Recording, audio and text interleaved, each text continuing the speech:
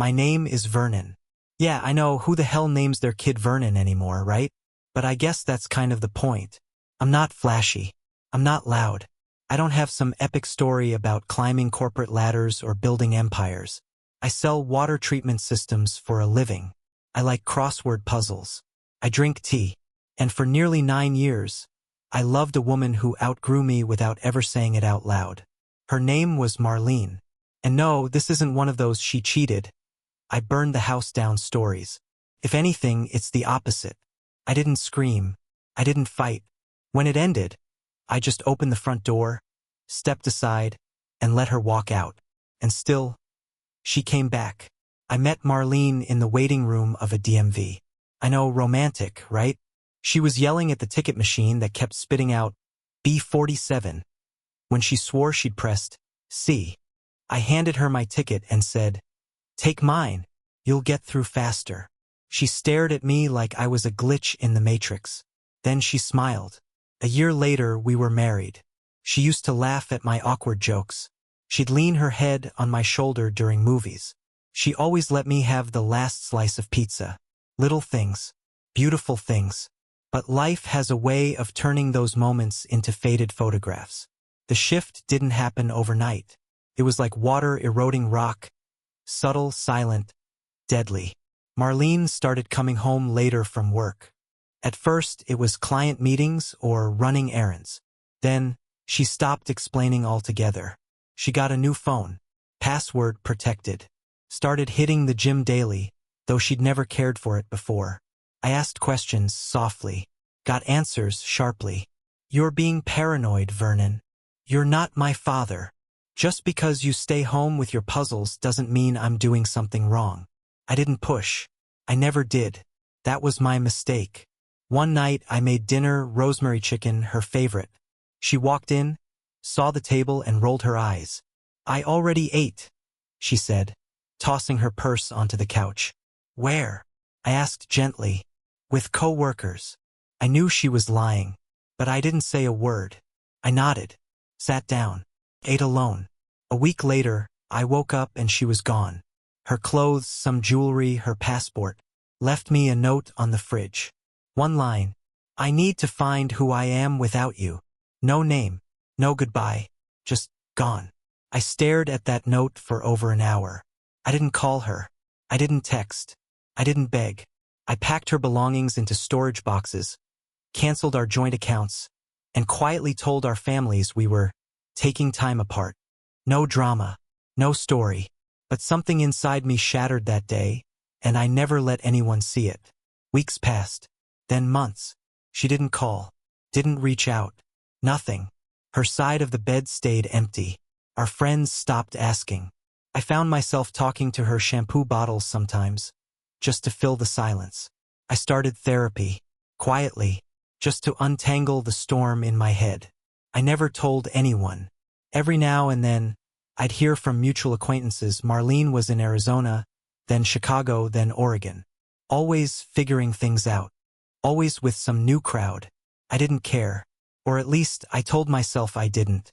I even saw her once, on someone's Instagram story, dancing at a rooftop bar, wearing the necklace I bought her for our 5th anniversary, smiling like she'd never known me. And still, I didn't block her. I wanted her to know that door was closed, but never slammed. Then came the knock. Exactly 1 year to the day after she left. I was folding laundry. My life had finally settled into some kind of quiet order. And then 3 knocks at the front door. There she was. Marlene. Makeup smudged. Hair damp from rain. No suitcase. Just a small velvet box in her hand. The ring I gave her. The one she swore she'd never take off. Tears streaked down her face. She didn't say a word at first. Just stood there, trembling, looking at me like I was a stranger who had once meant everything. Then she whispered, "Can I come in?" And that's when the real story began. He stood there in the doorway like someone trying to wake up from a nightmare. But the rain was real. The cold was real. And that ring trembling in her hand? That was the same one I knelt down and gave her inside a booth at Marlowe's Diner after we split a slice of peach pie. She looked like she hadn't slept in days. I should have closed the door. I knew that. Every rational part of me screamed to shut it, lock it, and go back to folding my socks. But instead, I stepped aside. "Come in," I said quietly. She walked in slowly, as if each footstep could collapse the ground beneath her. The house hadn't changed. Same olive green couch. Same creaky floorboard by the hallway. But she looked around like it was the ruins of something ancient. Something she used to worship and had forgotten how. I didn't offer her tea. I didn't ask if she was hungry. We just sat, the silence growing so thick it pressed against my ribs. Then she started talking. "I was wrong," she whispered. That was it. No explanations. No apologies wrapped in excuses. Just those 3 words. I stayed quiet. I had learned, finally, that silence had its own power. She wiped her face. "Vernon, I thought I wanted freedom. I thought I needed to find someone more exciting, someone less predictable. But all I found was noise, empty nights, faces I didn't recognize in the mornings. People who looked at me like I was disposable." My chest tightened. She had always craved attention, adventure, something sparkly. I had offered stability, not sparks. But to hear her admit it, sitting in the very room where she once told me I bored her, that did something to me I can't fully describe. "I slept in my car last night," she added, looking away. "I didn't know where else to go. I asked one question. Why now?" She swallowed hard. Her fingers clenched the velvet box like it was an anchor. "I saw your name," she said, "on a billboard. Some ad for your company. You had this little smile. And I just froze. I realized that no one's ever looked at me the way you used to. With patience. With kindness. Even when I didn't deserve it. I felt like I'd been punched. She had spent a year erasing me. And one photo brought her back? I should have been furious. But instead, I asked the thing I shouldn't have. "Are you still seeing him?" Her lips parted. A pause. Too long. There were a few. None of them stayed. None of them meant anything. She didn't say no. But she didn't lie either. I nodded, feeling something crack behind my eyes. Not anger. Not betrayal. Just this suffocating sadness that I had once meant everything to her. And now I was just a safe place to land. She placed the ring gently on the coffee table, as if returning something sacred to an altar. "I kept it," she said, "everywhere I went. I thought I could forget you, but I never could." I looked at the ring, that small, modest piece of gold that had once represented forever. It sat there like a ghost between us. "I don't know what you want from me," I said finally. "Forgiveness? A fresh start? Closure?" Marlene leaned forward, her voice shaking. "I want to fix it. I want to come home." Home. That word nearly broke me, because the truth was, she wasn't asking to come back to me. She was asking to come back to who I used to be. The man who waited, who bent, who forgave. But that man, he didn't live here anymore. Still, I didn't push her out. I told her to take the guest room for the night. I gave her a towel. I put a clean pillow on the bed she used to ignore me in. Then I went outside, sat on the porch with a cup of cold tea, and stared at the sky. I didn't cry. Not then. But I realized something that would haunt me more than her betrayal ever did. I had spent years loving someone who only came back because the world didn't love her the way I did. The house creaked that night the way it used to when she lived here, except this time it wasn't comforting. It was eerie. I heard her moving in the guest room around 2 a.m., the soft rustle of sheets, maybe a muffled sob. I didn't check. I didn't even shift in bed. I stared at the ceiling like it might give me some cosmic answer. Why was she here? Why now? And why was I letting her? By morning, she was already in the kitchen, barefoot, wearing one of my old college hoodies I hadn't seen in years. The smell of burnt toast filled the air. She gave me a sheepish look. "The toaster's mean," she said. I didn't laugh. I just poured coffee and said nothing. That made her nervous. She tried to fill the silence like she used to, rambling about the weather, asking if I still listened to that weird jazz band from New Orleans, saying we should repaint the hallway. I nodded, occasionally, but every word she spoke pushed me further back into myself. because she was acting like she could just slide back into the life she abandoned, as if it were a pair of shoes she left behind and just needed to break in again. Then she made a mistake. "Do you still talk to Greg and Allison?" she asked casually, sipping from her mug. Greg and Allison were our old couple friends. We used to play board games with them on Saturdays, go on double dates, share vacations. But what Marlene didn't know was that Greg had come to me 6 months after she left, red-faced and drunk at a barbecue, and told me everything. Everything. "She didn't just leave, man," he slurred. "She was with this guy, some slick-looking jerk from her office. Came out of nowhere. He was married, too. He'd shown me a photo. The guy's name was Harris. Sales director. Clean haircut, gold chain tucked into his shirt, and that permanent smirk of a man who thinks women are disposable. She was bragging about it," Greg continued, "at Allison's birthday. Told some friends she finally found someone who made her feel alive. I didn't say anything at the time. I just nodded and swallowed the bile crawling up my throat. Later that night, I punched the mirror in my bathroom. Not out of rage, but because I didn't recognize the man looking back at me. That was the night I stopped calling her. That was the night I finally changed the locks. And now she was standing in front of me, pretending none of that ever happened, asking if I still played cards with people who knew the ugliest version of her. So I looked her dead in the eye and said, "Greg says hello." Her face paled. She blinked, froze, and then tried to recover. "Oh, you talked to him?" "No," I replied calmly. "He talked to me." There it was. That flicker of guilt. She set the mug down too quickly, spilling some coffee. Her fingers trembled as she reached for a napkin. "Vernon. I didn't mean for it to happen. He made me feel seen." I exhaled slowly. "I saw you every single day." "I know," she whispered. "But I didn't see myself anymore." She sat down at the table across from me, eyes glassy. "I didn't come back to ask you to forget. I came back because no one else cared enough to hate me. Not like you did. You still look at me like I matter, even when I know I don't." That twisted me inside. Because deep down, she was right. I did still see her. Not the woman who cheated, but the girl from the DMV. The one who argued with the ticket machine. The one who fell asleep in the passenger seat every time we drove more than an hour. The one who once cried watching a cartoon because the dog died in the end. But those memories were like smoke. Beautiful until you tried to grab them. I didn't answer her. I stood up and went to work. That was my new habit, a routine instead of reaction. But that entire day, I couldn't shake the image of her crying into her hands at the kitchen table. The same table where she once told me she wanted 3 kids. The same table where she'd lied over and over and smiled doing it. When I got home that night, she was asleep on the couch, curled up like a child. She had taken my flannel blanket from the hall closet. The ring was still on the coffee table, unopened. And I made a decision. I would listen. Really listen. But not for her. For me. Because something told me that her return wasn't a plea for love, it was a confession of something much deeper. And darker. And I wasn't prepared for what she was going to reveal next. The next morning, I found her outside on the back porch, sitting in my chair with the same posture she used to hate, legs up, hoodie sleeves pulled over her hands, staring at the neighbor's fence like it was telling her secrets.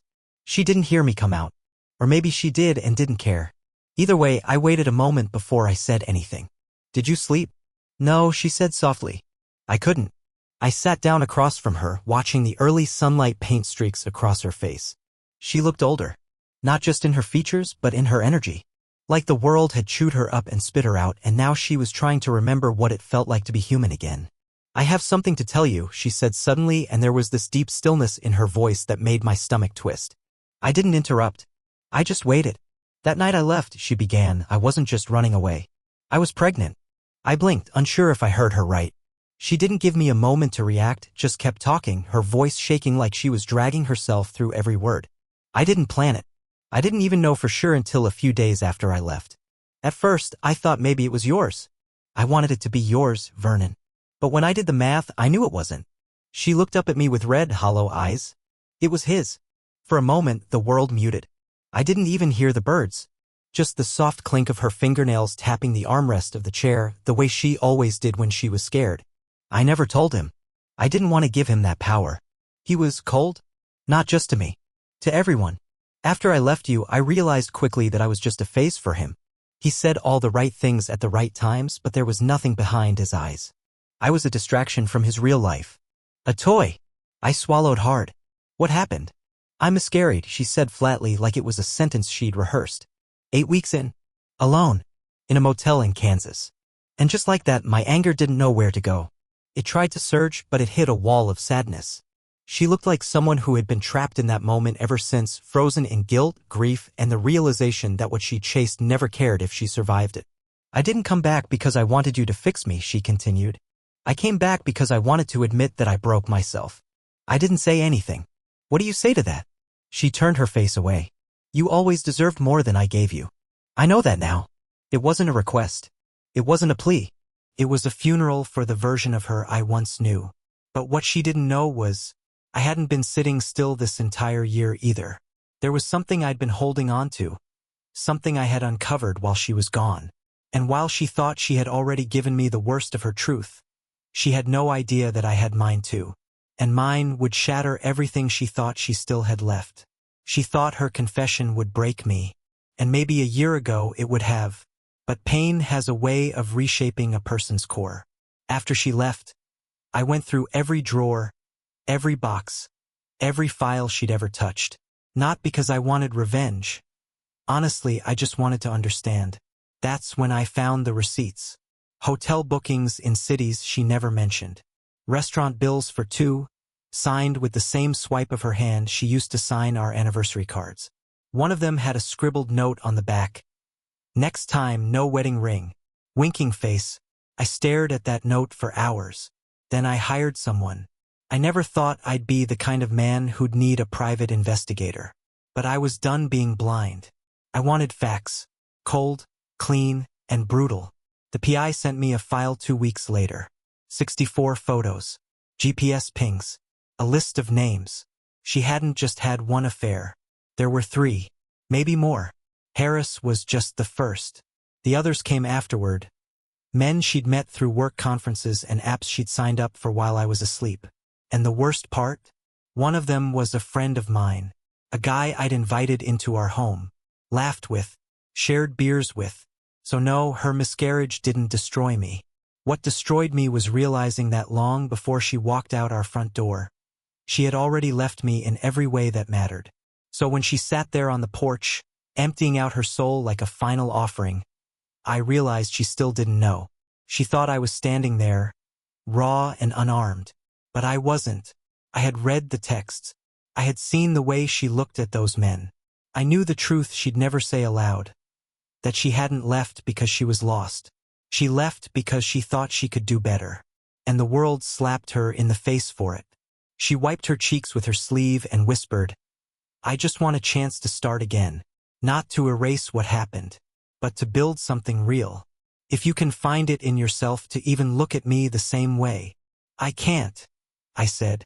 Her face went blank. She opened her mouth, but no words came out. I could feel her chest caving in from across the table. You think you came back to the man who waited, I said. But he's not here. He died the night you let someone else wear that smile I used to wake up to. Her eyes filled, but she nodded. I know. I just needed to hear it from you. I stood up, and she did too. I didn't hug her. I didn't touch her. But as she walked inside and picked up the ring box from the coffee table, something flickered in her expression. Not hope, not sorrow, something more complicated. Because I think she could tell I hadn't told her everything either. And she was right. I hadn't planned to tell her anything. I figured letting her sit with the consequences of her choices was enough. But there's something about being face to face with someone who once meant everything to you that pulls at your sense of justice. Or maybe pride. Either way, I knew I wouldn't be able to look her in the eye again until she knew the full truth. So after dinner, I made pasta. Neither of us ate much. I sat across from her and said calmly, There's something else. She leaned back, watching me cautiously. Her guard was up now. She knew I'd been holding something back. I didn't just sit here and cry for a year, I said. I didn't spend it waiting. She said nothing, just clenched her jaw like she was bracing for impact. I met someone, I continued. It wasn't planned. I didn't look for it. It just happened. Her face didn't change right away. but her fingers curled slightly around the edge of the table. Her name's Lacey, I said. She moved into the house next door last spring. Divorced. 1 kid. She waved at me every morning, asked if I needed anything from the store. Eventually, we started talking. Coffee turned into walks. Walks turned into dinners. She never asked about you. Never rushed anything. She was just there. Still no reaction from Marlene. But her eyes were glassy. I didn't sleep with her, I added. Not that I owe you that detail. But I couldn't. I was still untangling you from my head. Now her lips parted. Just slightly. She offered something I didn't expect. Clarity. Not just about you but about me. About how small I had let myself become to keep you happy. Finally, she spoke. Do you love her? I thought for a moment. I don't know. But I respect her. And I trust her. And that alone is more than I had with you at the end. She nodded slowly, then looked down at her hands like they didn't belong to her. I deserved that, she said. Maybe, I replied. But I didn't say it for revenge. I just wanted you to understand the difference between being forgiven and being welcome again. She stood quietly and walked toward the guest room without another word. And that night, as I lay in bed, I realized something deeply unsettling. She hadn't come back to win me over. She came back because there was nowhere else left to go. The next day, she was gone. No note, no sound, just gone. Her things from the guest room were neatly folded on the bed. The ring box was missing. The front door had been locked behind her. It was the cleanest exit she'd ever made. Like she'd ghosted her own second chance. And for some reason, it hit harder than the first time. I stared at the empty guest room for a long time. Not because I wanted her back, but because the silence she left behind wasn't the same. This time, it wasn't filled with questions. It was filled with a strange, dull finality. Like she'd taken the last spark of whatever was left and quietly extinguished it herself. But that wasn't the end. 2 days later, I got a voicemail. Her voice was tired, unfiltered, like she didn't care what I thought anymore. Hey, I didn't want to leave like that, but I realized something. You were never the problem, Vernon. I kept thinking the world owed me more than peace. I confused love with excitement. I thought pain meant passion. And the men I ran to, they never stayed. Because deep down, I never stayed with myself. There was a pause. Then she continued. I'm not asking to come back. I know that door's closed. I just wanted you to know. You were my safe place. And I hope someday you can be that for someone else who won't mistake it for weakness. Click. That was it. A goodbye that wasn't desperate. A goodbye that, maybe for the first time, felt like the truth. I saved the message. Not because I needed it, but because after everything she'd taken from me, that message, it was the one thing she gave back. Something honest. Weeks passed. Then months. Her voicemail stayed on my phone. Untouched but not forgotten. I didn't replay it, but I didn't delete it either. It sat there like a quiet bookend to everything we'd been. And that chapter, for better or worse, was closed. I didn't tell Lacey everything. Not right away. But over time, I let her in. More than I ever thought I would let anyone in again. She never pushed. Never asked what happened between me and Marlene. Maybe she already knew. Maybe the way I carried myself told her all she needed. One afternoon, she brought over her son. A quiet kid who loved space documentaries and grilled cheese. We watched a launch replay on the couch while she napped on the other side of the room. That night, I realized something I hadn't felt in a long time. Peace. Not excitement. Not drama. Just stillness. Warm, present, real. I started cooking again. Not to impress anyone, but because it made me happy. I planted new flowers along the walkway. Repainted the hallway she once suggested. Every change I made was for myself now. No longer to win someone's approval or keep them from walking away. One Sunday morning, I found a small package on my porch. No note, no return address. Inside was the ring I gave Marlene. Gently cleaned, perfectly polished. Tucked beside it was a tiny folded square of paper. It always belonged to someone who knew how to hold it. And you did. I sat on the porch with that box in my hand and felt something I hadn't allowed myself to feel until then. Gratitude, not for the pain, but for the growth it forced, for the strength it revealed, for the space it created in my life for something quieter, better, deeper. Not every ending has to be loud. Sometimes the most powerful closure is choosing to move forward without needing to be right, without needing revenge, just choosing to live better. And I did. So yeah, she came back with the ring I gave her. But I didn't put it back on her hand. I placed it in a drawer, next to a photo of who I used to be. Not out of regret, but as a reminder of how far I'd come.